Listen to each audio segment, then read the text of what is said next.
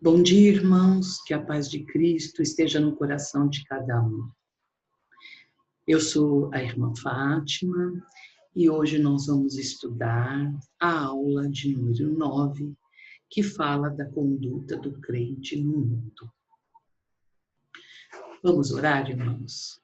Querido Deus, Pai amado, estamos aqui na Tua presença, Pai, para aprender mais um pouco da Tua palavra, para que nós possamos Te conhecer a cada dia mais, Pai. Que nosso coração esteja aberto, Pai, que a nossa mente esteja iluminada com Teu Espírito, para que nós possamos entender a Tua palavra, Pai. Somos gratos, Pai, pelo Teu amor e pela Tua misericórdia, que o Senhor tem cuidado de nós todos os dias, Pai. E somos gratos por isso, Pai. Muito obrigada por tudo. Eu oro em nome de Jesus. Amém. Bom, irmãos, vamos. A conduta do crente no mundo. Objetivos. Saber compreender que mostramos a nossa fé pela nossa maneira de viver. Fazer refletir sobre os deveres da conduta cristã no mundo de relativismo ético e modernismo de ideias. Temos texto áureos, Efésios 5, 15, 16. Portanto, estais atento para que o vosso procedimento não seja de tolos, mas de sábios, aproveitando bem cada oportunidade, porque os dias são maus. Muitas vezes ouvimos a seguinte frase: fulano de tal não parece ser cristão.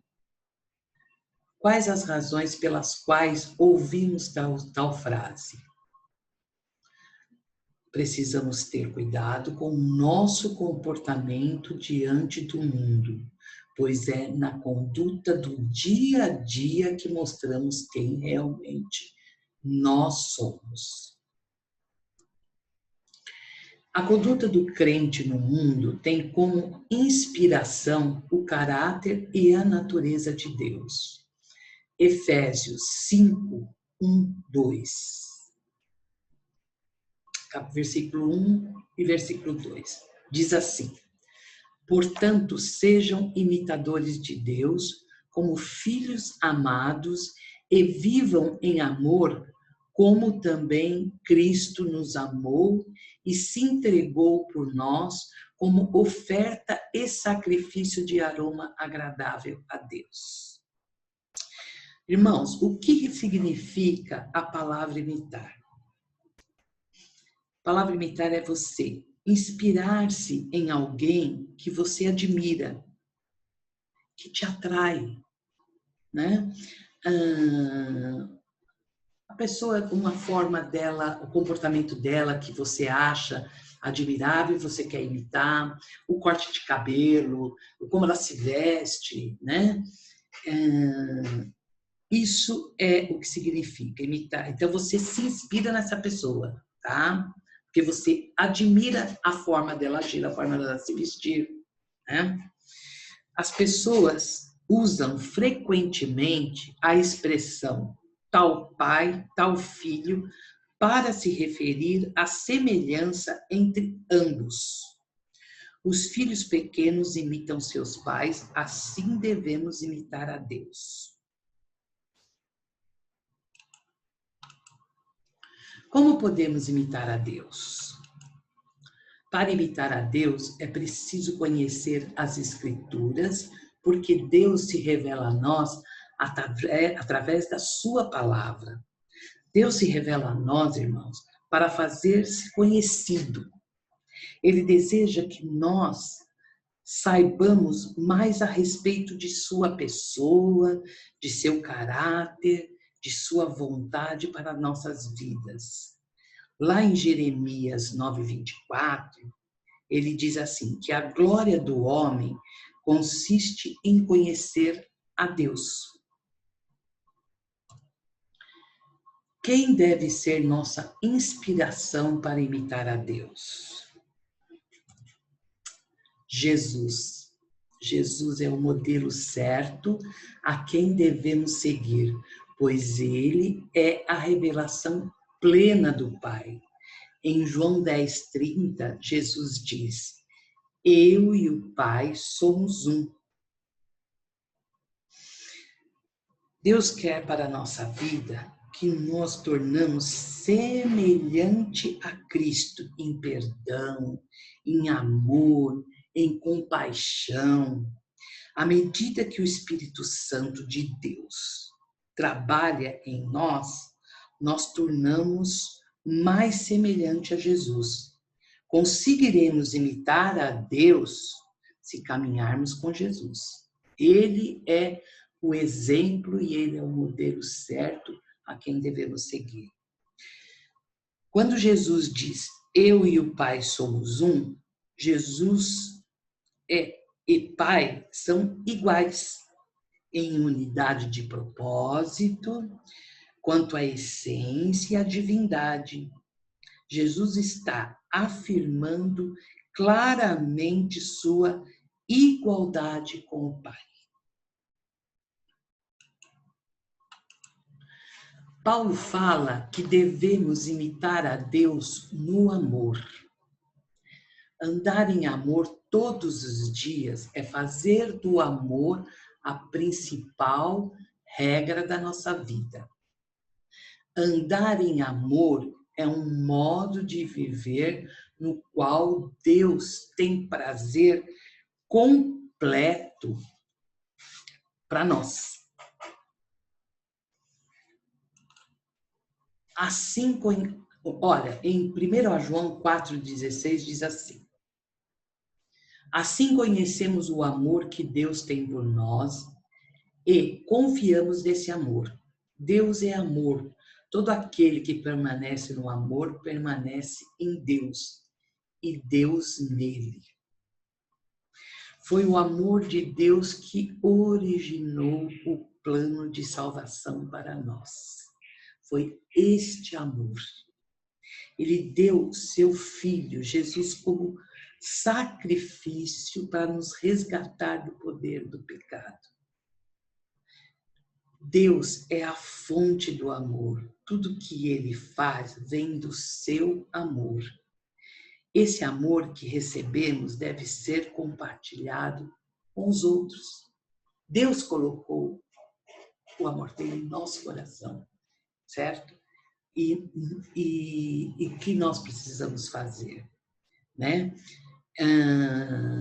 Compartilhar com as pessoas esse amor. Amar seu próximo, amar os da família, amar seu inimigo, amar aquele que muitas vezes te ofende, né? Este é o amor.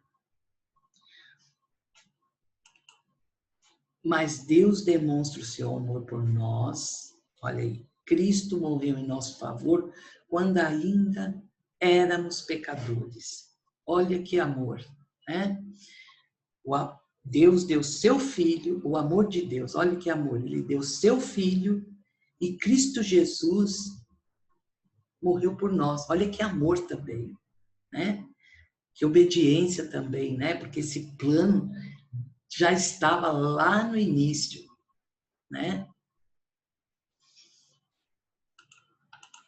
Agora, não podemos imitar a Deus em seus atributos. Em seus atributos naturais, soberania, onipresença, onipotência, onisciência. Deus é totalmente independente, Deus é imutável. E tem outros adjetivos que Deus tem, né? São muitos, né? Eu coloquei esses aí, tá?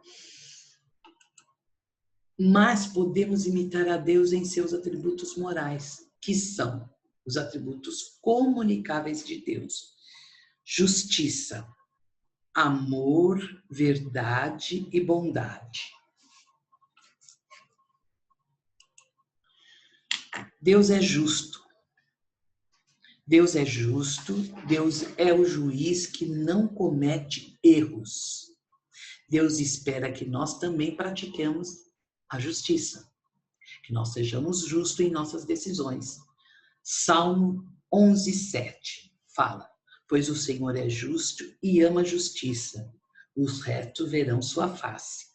Então, isso nós podemos sim imitar esses atributos de Deus. Deus é amor. Deus nos reveste de seu amor e somos capacitados a compartilhar livremente esse amor com outras pessoas, né? Olha o que fala em Colossenses 3,14. Acima de tudo, porém, revistam-se do amor, que é o elo perfeito. Isso nós podemos compartilhar porque Deus colocou seu amor em nosso coração. Então, nós podemos compartilhar com as pessoas esse amor. Deus é verdadeiro. Deus é o padrão supremo da verdade. Podemos imitar se esforçarmos para obter o verdadeiro conhecimento dele e de sua palavra. Olha o que fala em João 14:6. Eu sou o caminho, a verdade e a vida. Então, Deus é o padrão supremo da verdade. Podemos imitar se esforçarmos em obter o verdadeiro conhecimento dele e de sua palavra. Quando nós conhecemos a Deus, através da leitura da Bíblia, através dos estudos, Ele nos dá esse poder, sim, de sermos verdadeiros, né? Porque Ele é a verdade, né? Ele é a verdade. E nós podemos viver, sim, em verdade. Deus é bondade. Deus é a fonte suprema de toda bondade. Quando somos bondosos com as pessoas, agradamos a Deus. Tá? Olha lá em Salmos 125:4. O Senhor trata com bondade os que fazem o bem, os que têm coração íntegro. Então, nós podemos sim imitar a Deus em bondade. Ser bom para as pessoas, ser bom para os nossos irmãos da igreja, ser bom dentro do nosso lar, com nossos amigos, com aquele que necessita, aquele que precisa. Ser bom para essas pessoas.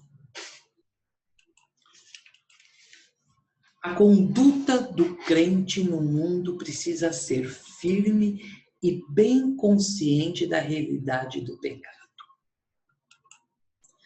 Em Efésios 5, versículo 3 e 6, diz assim: mas a prostituição e todo tipo de impureza ou cobiça nem sequer sejam mencionados entre vós, como convém a santos. Ninguém vos engane com palavras sem sentido, pois é por causa dessas coisas que a ira de Deus vem sobre os desobedientes. Pecado é tudo aquilo que desagrada a Deus, que ofende o seu caráter. A imoralidade é uma ofensa para Deus. Por quê? Ele é santo. Deus é santo. Então, a imoralidade ofende a Deus. Paulo, ao tratar do assunto de santidade, menciona pecados dos quais nós cristãos precisamos fugir.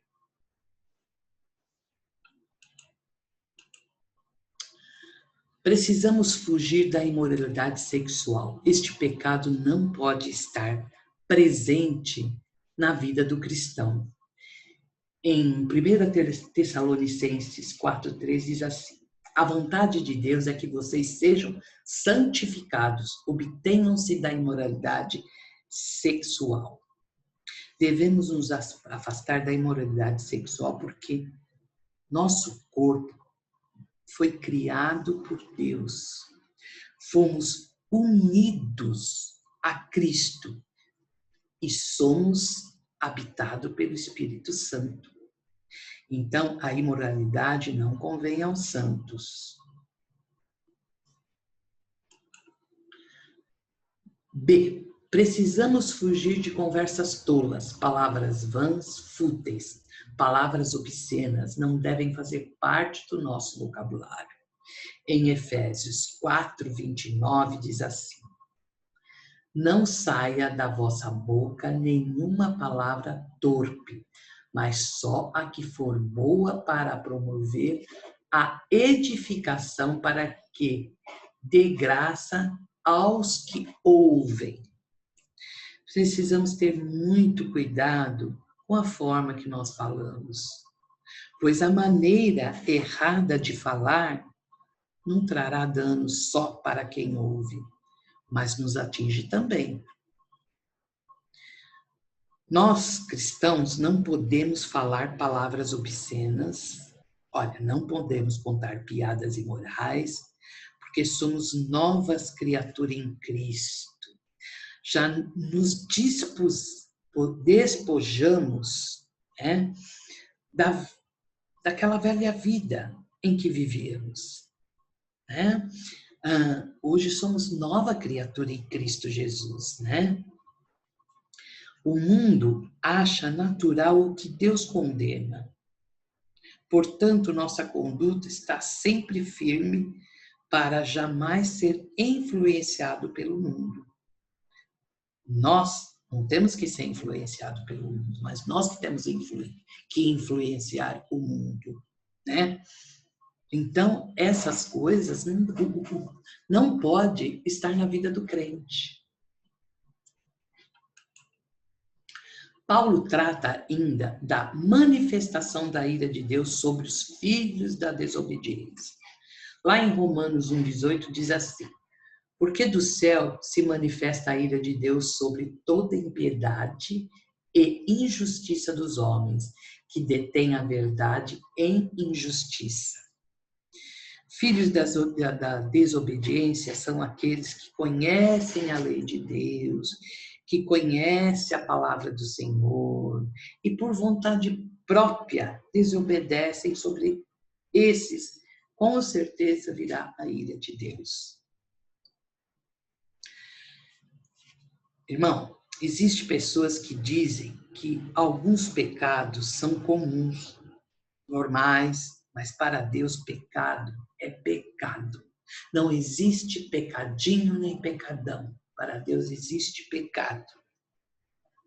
E isso traz a ira de Deus. Precisamos tomar muito cuidado com o que nós falamos, com o que nós ouvimos.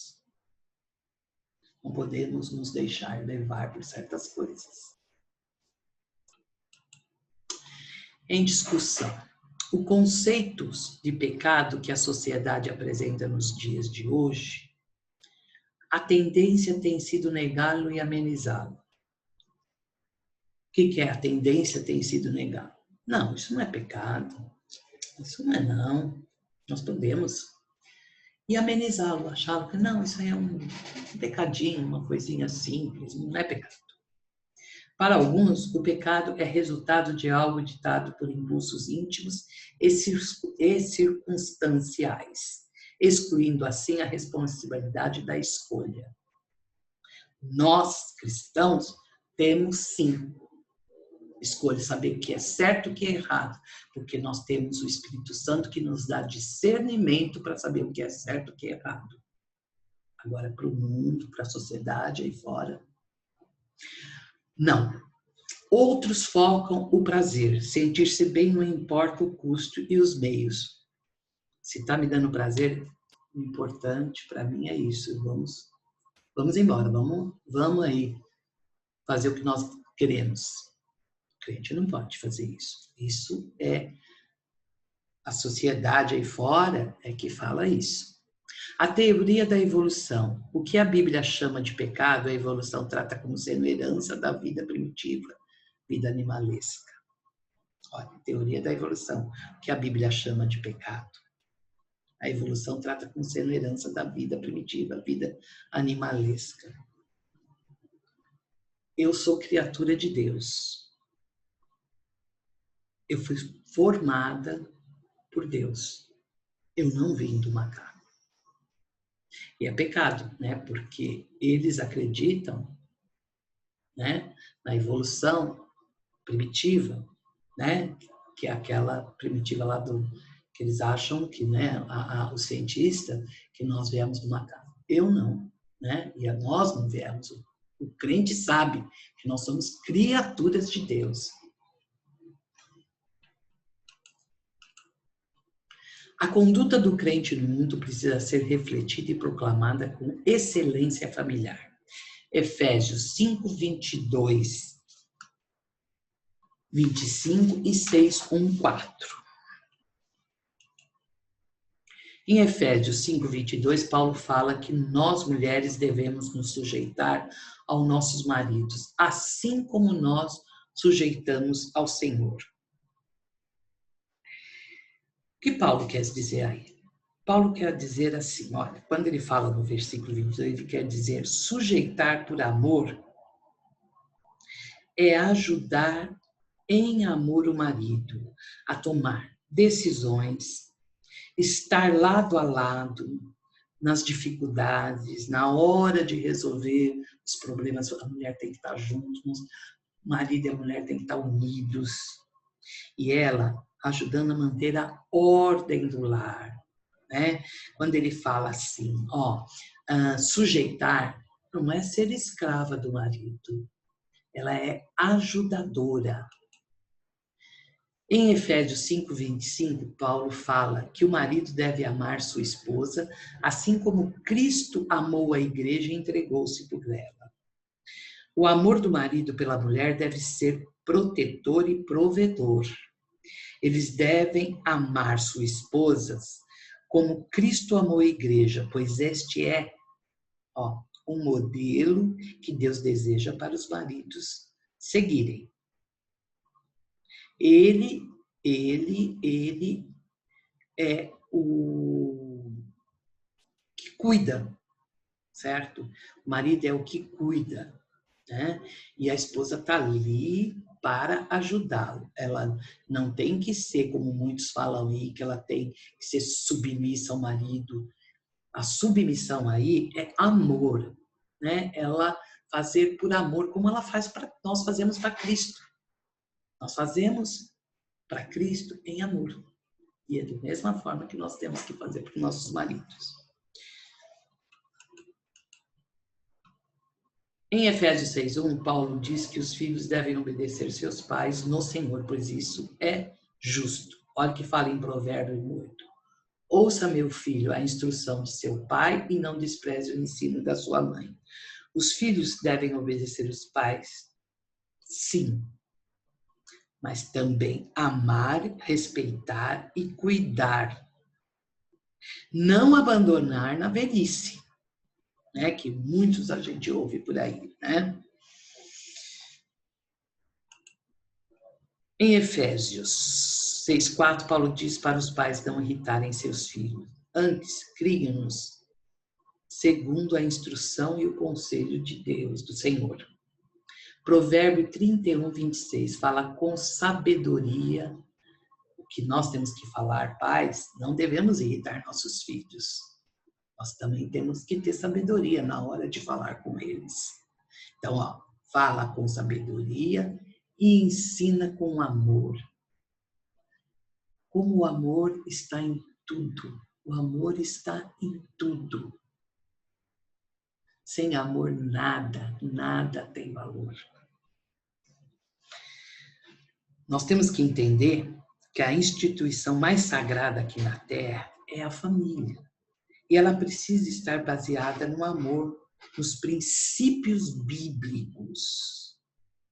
Certo? É ter temor ao Senhor. Quando todos cumprem os papéis designados por Deus, a paz e a harmonia reinam no lar. Então, é este lar, com tudo isso, que está falando é que nós temos que mostrar aí fora, tá? É a nossa conduta dentro da família, com nossos filhos, nós devemos mostrar aí fora e temos que seguir esses conselhos aqui.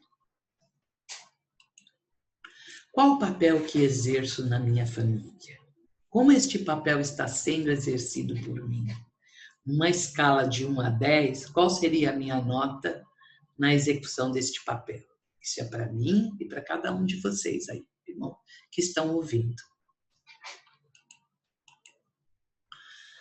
A conduta do crente no mundo se torna possível e inconfundível com o enchimento do Espírito Santo. Efésios 5:18b. O que nós precisamos entender da importância que o Espírito Santo exerce nas nossas vidas?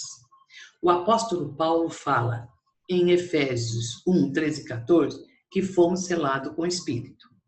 A partir do momento que nós nos arrependemos dos nossos pecados, aceitamos Jesus como Senhor da nossa vida, nós fomos selados com o Espírito de Deus.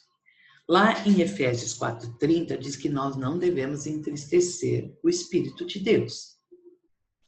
E em Efésios 5:18b ele fala: enchei-vos do Espírito.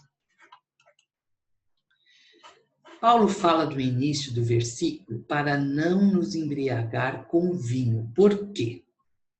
O vinho tem um efeito controlador sobre a pessoa. A pessoa que se enche de vinho perde o controle de si mesmo. Mas ele fala que nós nos devemos encher do Espírito Santo. Quando estamos cheios do Espírito, nossa vida passa a ser controlada e guiada pelo Espírito. E é o que Deus quer, deseja para nós. O crente cheio do Espírito tem controle e domínio próprio, que está lá em Gálatas 5:22, fruto do Espírito. A pessoa que tem domínio próprio consegue controlar seus atos. Em Provérbio 25:28 diz assim: quem não sabe se controlar é tão sem defesa como uma cidade sem muro. Então, quem não sabe se controlar, filho, perde todo... Se perde, é como uma cidade sem muro, você fica totalmente desprotegido. Né? O crente cheio do Espírito faz a vontade de Deus e não a do mundo. O Espírito Santo nos torna pessoas mais humildes. Somos bênção para as pessoas que convivem conosco. Quando estamos cheios do Espírito, ele nos dá força e coragem para fazer a obra de Deus. Nossa força é fraca, não podemos confiar nela, mas sempre confiar em Deus. Quanto mais crescemos na graça e no conhecimento de Cristo, aumenta a nossa capacidade espiritual. Os benefícios de estarmos cheios do Espírito Santo. Nós temos comunhão. Na comunhão, encontramos força para continuar fiéis a Deus. Temos adoração. Com o enchimento do Espírito, nós temos adoração. Exige uma atitude mais profunda diante de Deus. Então, é adorá-lo em espírito e em verdade. Gratidão, testemunhar do seu amor e justiça aí fora. Obediência, respeito e submissão à vontade de nosso Deus.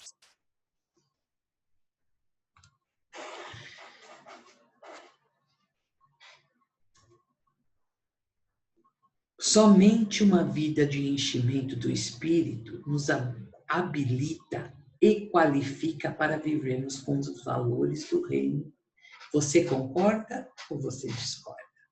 Fala. Somente uma vida de enchimento do Espírito que nos dá habilidade e que nos qualifica para vivermos com os valores do reino. Se você fosse abordado sobre a atuação do Espírito Santo em sua vida, o que diria? Quais os textos bíblicos que usaria? Fica aí a pergunta, né? A conduta do crente no mundo é vitoriosa porque temos o quê? A armadura de Deus. Efésios 6:11 diz assim: revestivos de toda a armadura de Deus, para que possais permanecer firmes contra as ciladas do diabo. Nós sabemos que vivemos uma constante guerra espiritual. Paulo deixa claro contra quem é nossa luta. 1 Pedro 5:8 diz assim: sejam sóbrios e vigiem. O diabo, o inimigo de vocês, andam ao redor como leão rugindo e procurando a quem possa devorar.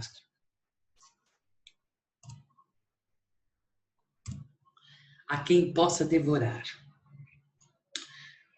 Confrontar com o inimigo pelas nossas forças, sabemos que é impossível. Paulo fala no capítulo 6, de 11 a 13, que nossa luta não é contra a pessoa, não é física, mas sim espiritual, e contra os dominadores deste mundo e seus agentes, o diabo e seus agentes.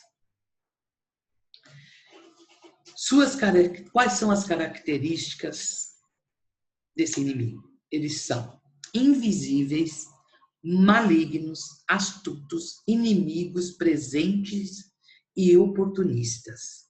Eles podem interferir na nossa vida, tirando a palavra do nosso coração. Eles oprimem as pessoas com enfermidade. Eles procuram nos desviar e nos enganar, oferecendo uma visão falsificada da verdade. Ele oferece algo que se assemelha à verdade, mas de fato não é. Olha como ele é astuto. Vamos falar, fake news, né? Aí, né? Que mostra uma mentira que faz parecer verdade. E é isso que ele faz com a gente, tá? A Bíblia diz que ele é o pai da mentira. Ele tenta nos enganar, afirmando que tantas coisas aí malignas não são pecados, né? É contra estes inimigos que não podemos lutar, meus irmãos, com nossas forças, nem com qualquer arma, mas sim toda a armadura de Deus. Precisamos de toda a armadura de Deus para a nossa vida. O cinto é a verdade, nos dá firmeza e segurança. A verdade, irmãos, é a força integrante na nossa vida. A couraça é a justiça. A justiça é proteção do servo de Deus.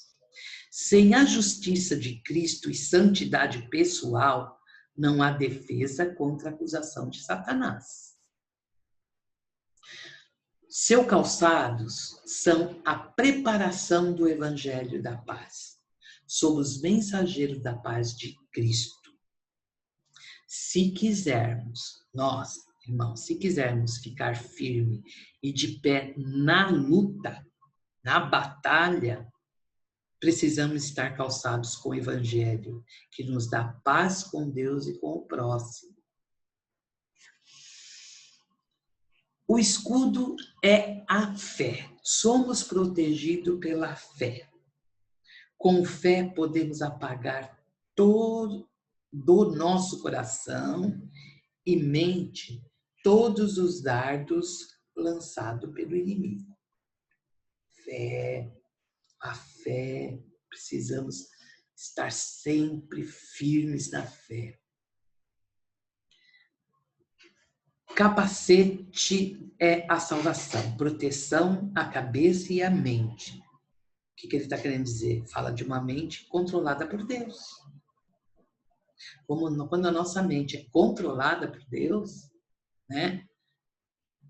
Esse é o capacete da nossa salvação. Tá? A espada é a palavra de Deus dada pelo Espírito Santo. Ninguém pode ir para a batalha sem a palavra. É com a palavra de Deus que vencemos os ataques do inimigo. Porque a palavra de Deus é poderosa, viva e eficaz. Em discussão. A confiança em Deus faz com que cada peça da armadura se torne eficaz? Com certeza, né? Com certeza, sim. Quando nós confiamos em Deus, tudo, quando entregamos na mão de Deus e confiamos, nós estamos sim protegidos. E essas armaduras da qual foi citada se tornam eficazes na nossa vida.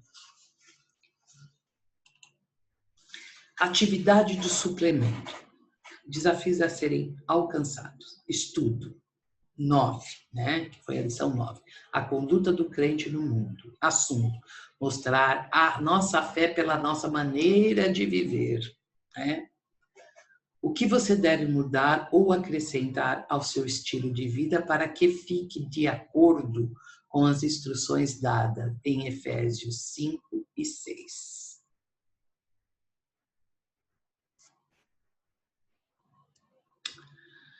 Como viver a conduta do reino de Deus neste mundo tenebroso e mau? Ficando bem firmes as estacas dos nossos princípios que não podem ser removidos. Colocando como ideal de vida e projeto de vida ser imitador de Deus. Colocando como ideal de vida e projetos de vida ser imitador de Deus. Valorizando e proclamando a família como instituição divina. E por isso precisa viver e existir. Precisa viver e existir segundo os preceitos da palavra. Irmãos, vamos orar? Deus querido, Deus amado, Pai, a Tua palavra é tão maravilhosa, Senhor, como ela nos ajuda, Senhor, como ela nos dá calma, nos dá alegria, Pai, que tudo que foi posto aqui hoje, ensinado, Pai, que nós possamos sim, que nós possamos viver estas verdades, Pai. Precisamos da Tua ajuda, ajuda do Teu Espírito, Pai, para nos capacitar para viver essas verdades, Senhor. Oh Deus, Tu és maravilhoso, Pai, como Tu é bom, que deixou a Sua palavra para que nós possamos Te conhecer a cada dia, Pai.